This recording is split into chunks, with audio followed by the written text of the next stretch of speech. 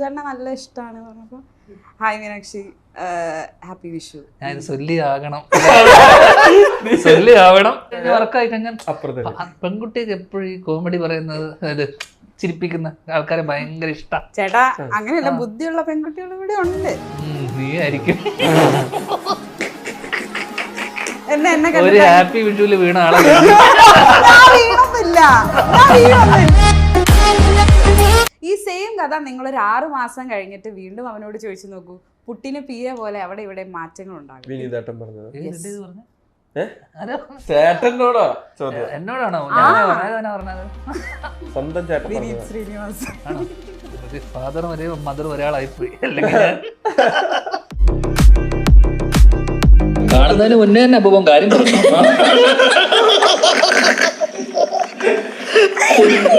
ഒറ്റ കാര്യം പറഞ്ഞിട്ടുണ്ട്, സിനിമ പ്രൊഡക്ഷനിലോട്ട് വരരുത്.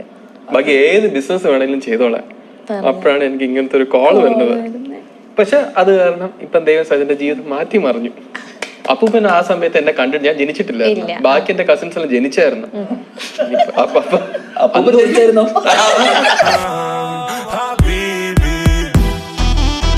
ഇനി എന്താ പറയുക, വർഷങ്ങൾക്ക് ശേഷം 1 വർഷം, വർഷങ്ങൾക്ക് ശേഷം 100 ദിവസം, വർഷങ്ങൾക്ക് ശേഷം 10 വർഷം, അങ്ങനെ കണ്ടിട്ട് വീട്ടിൽ തള്ളിവരൊക്കെ ഇപ്പൊ ജീവിക്കാൻ കൊടുക്കണ പോലെ ഇന്റർവ്യൂ എടുക്കണം.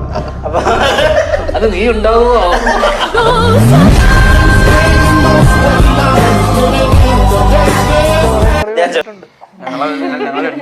രണ്ടുപേരും കണ്ടിട്ടുണ്ട്.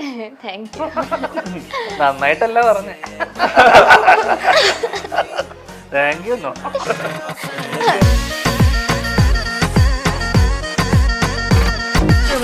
ഹലോ, ചെവിയും കട്ടൂടാ കണ്ണും കണ്ടൂടാ. നമ്മുടെ സ്വന്തം വിനീത് സാർ എങ്ങനെ ഇരിക്കണം? Sorry welcome. മാഡത്തിനോട് എനിക്ക് ചോദിക്കാല്ലേ, കാരണം ആ ഒരു ക്യാരക്ടർ എങ്ങനെ കൊടുക്കാൻ തോന്നുന്നു? എന്താണ് മാഡം കൊടുക്കാൻ? നിനക്ക് ഇവിടെ ജോലി കിട്ടാനുള്ള കാരണം എന്താ? അതുപോലെ പ്രത്യേകിച്ച് ക്വാളിഫിക്കേഷൻ ഒന്നും ഉണ്ടായിരുന്നില്ല.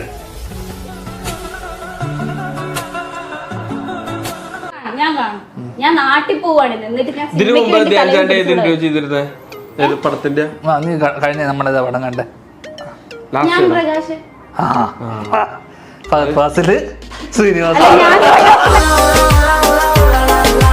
കൂടാൻ കാരണം ഞങ്ങൾ ആ ക്യാരക്ടർ മാത്രം, നമ്മൾ എന്താണോ ആ സാധനം എന്താണ് അത് രാവിലെ ഡയറക്ടർ പറയും.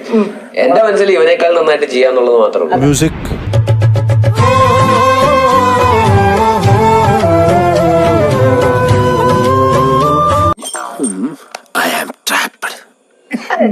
ഞാൻ സെറ്റിൽ വന്നപ്പോ അവരുടെ ടീമായി എന്നെ തീർത്തു കളഞ്ഞു.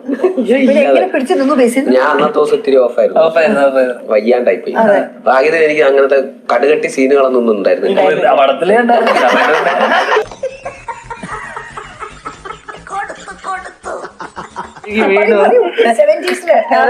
എങ്ങനെ താങ്കൾ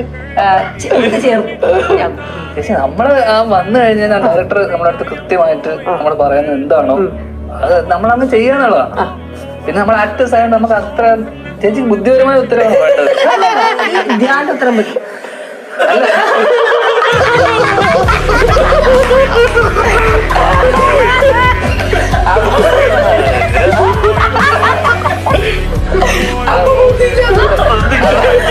ഞാൻ പൊട്ടനാ, ഇത്രയും ഞാൻ ചെയ്തോണ്ടിരിക്കും, ഞാൻ പൊട്ടനാ.